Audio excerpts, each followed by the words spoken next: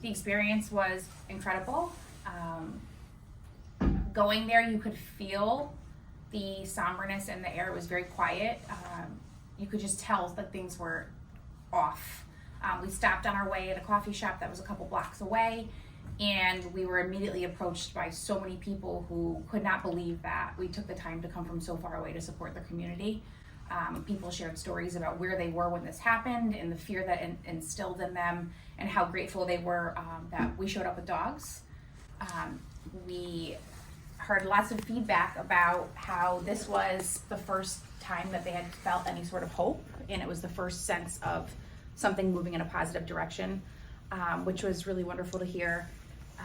So the appreciation, even just by the community alone, before we even got to Brown, was just so supportive and so incredible. When we actually got to Brown, you could tell that people were very uneasy. The second they saw the dogs, they all were running and playing and making people smile. People were on the ground with them.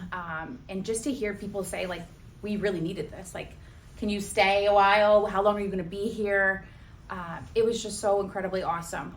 We got asked to come into a lot of different places. People stopped us and said, they're at restaurants, the hostess would walk out and say she couldn't believe we were there and how awesome it was to see the dogs and how much the community needed this right now. We walked past another coffee shop, the same thing happened. We went in, the owner cried and said, you have no idea like how important this is for us.